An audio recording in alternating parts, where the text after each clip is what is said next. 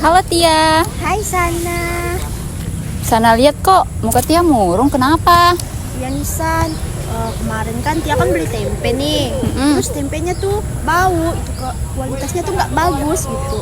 Sana ada rekomendasi tempat buat beli tempe nggak yang berkualitas gitu? Kebetulan sekali Sana sama teman-teman Sana ini mau ke pabrik tempe HB di Jalan Petani Gang Harapan 4. Ayo ikut sana aja yuk. Ayo.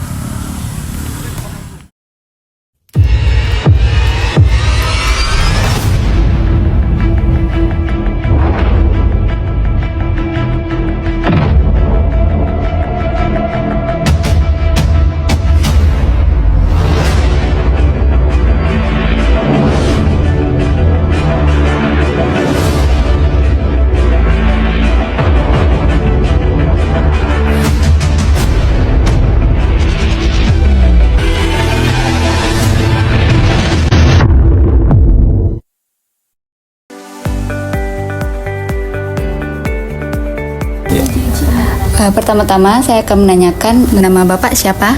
Nama saya Yuslan, yang mengelola tempe asli HB Pontianak.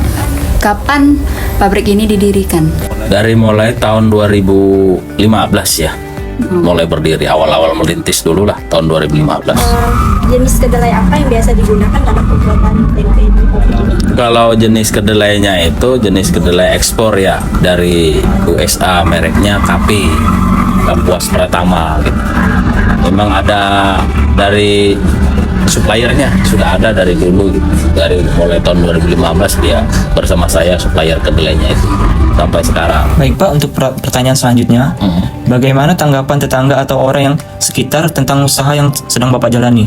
Pertama mendirikan pabrik di sini, dia harus ada izin lingkungan atau dikatakan izin tetangga. Jadi persetujuan tetangga itu kita bikin pabrik di sini harus ada, baru dibawa ke RT dan ke kantor lurah. Itu dulu yang pertama. Terus yang kedua, masyarakat juga mendukung nih, kan membantu adanya pabrik tempe UMKM di sini. Ya, masyarakat sekitar sini yang kerja. Jadi tidak secara langsung mengasih pekerjaan bagi masyarakat wilayah daerah sini juga. Bagaimana pengolahan limbah yang dihasilkan dari proses produksi itu? Jadi gini ya, terkait limbah tempe milik UMKM ini beda dengan limbah yang pabrikan besar nih, PT ya kan. Pabrik sawit dan pabrik karet itu bedanya jauh. Kalau limbah tempe ini limbah organik, itu perlu dicatat ya. Yang kedua, limbah itu tidak pernah dibuang. Jadi limbah itu dibawa pulang sama masyarakat sini untuk makan sapi. Kulitnya itu. Jadi tempe ini kan, tempe saya ini tempe ini ya, yang nggak ada kulit, tanpa kulit maksudnya. Kedelai itu ada kulit, kulitnya itu ada pemisahnya. Jadi kulitnya ini dibawa pulang nih sama orang yang kerja sama masyarakat ini, diminta deh. Jadi kenapa diminta? Karena untuk makan sapi, termasuk air rebusannya. Selanjutnya Pak, mengenai limbah tadi, apakah ada kritikan dari masyarakat tentang limbah yang Bapak buang gitu? Saat ini belum ada, bahkan diambili, kadang kurang-kurang ya, diambili sama masyarakat itu. Yang asli air perebusannya itu, kedelai itu diambil untuk minum sapi, nggak boleh dibuang, bahkan nggak ada masalah sih saat sekarang itu. Berarti yang airnya diminum sama yang kulitnya itu untuk dimakan? Iya, dimakan sapi. Iya, Bagaimana Bapak mengontrol proses fermentasi untuk memastikan kualitas tempe yang konsisten? Ya, yang pertama itu di pabrik tempe asli HB itu ada SOP atau standar operasional yang harus dipatuhin. Jadi karyawan itu sudah bisa sendiri sekarang. Jadi ada standar SOP yang dikerjakan sama mereka. Jadi kalau melenceng sedikit standar SOP itu nggak dikerjakan, tempenya juga gagal produksi. Bisa bahaya juga terhadap karyawan itu sendiri. Lah kalau umpamanya gagal produksi, terus kan nggak bisa dijual nih. Saya tetap gaji mereka, kan uang dari mana saya? Pasti mereka harus betul-betul dia melaksanakan standar SOP itu gitu sih sekarang ini. Bagaimana Bapak memastikan kebersihan dan keamanan pabrik sama proses produksi tempe ini? Jadi kebersihannya itu yang pertama sih diawali dengan diri sendiri dia. Jadi mereka itu yang kerja di sini itu sudah mengikuti pelatihan sebelumnya gitu. Jadi mereka itu harus bersih, terutama orang yang kerjanya itu harus bersih dulu gitu. Nanti baru pekerjaan mengikuti bersih dia. Jadi ya itu tadi kembali lagi ada standar SOP ya terkait umpamanya perebusan, pencuciannya.